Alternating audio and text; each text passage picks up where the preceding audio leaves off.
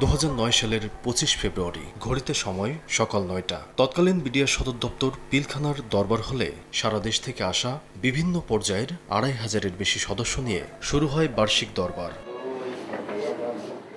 অনুষ্ঠানের শুরুতেই তৎকালীন বিডিআরের মহাপরিচালক মেজর জেনারেল শাকিল আহমেদ বক্তব্য শুরু করলে কিছু বুঝে ওঠার আগেই অতর্কিত হামলা চালান কিছু বিপদগামী সদস্য। 33 ঘণ্টা ধরে চলে তাণ্ডব।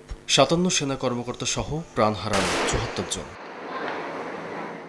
পিলখানার চার দেয়ালের ভেতরের নৃশংসতা এতটাই ভয়াবহ ছিল তা বুঝে উঠতে সময় লেগে যায় আরও 2 দিন। 27 ফেব্রুয়ারি থেকে পিলখানার ভেতরে সন্ধান মিলতে থাকে একের পর এক গণকবরের।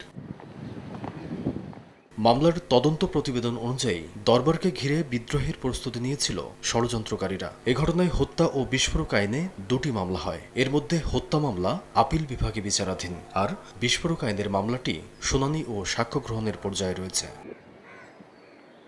অনেকে হত্যা মামলায় খালাস পেলেও কারাগার থেকে ছাড়া পাচ্ছেন না বিস্ফোরক আইনের মামলাটি বিচারিক আদালতের গণ্ডি না পেরোনোই। এ নিয়ে তৈরি হয়েছে অসন্তোষ।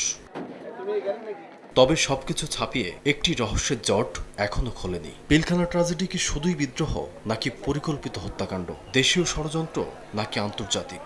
এসব প্রশ্নের উত্তর খুঁজতে কাজ করছে স্বাধীন তদন্ত কমিশন।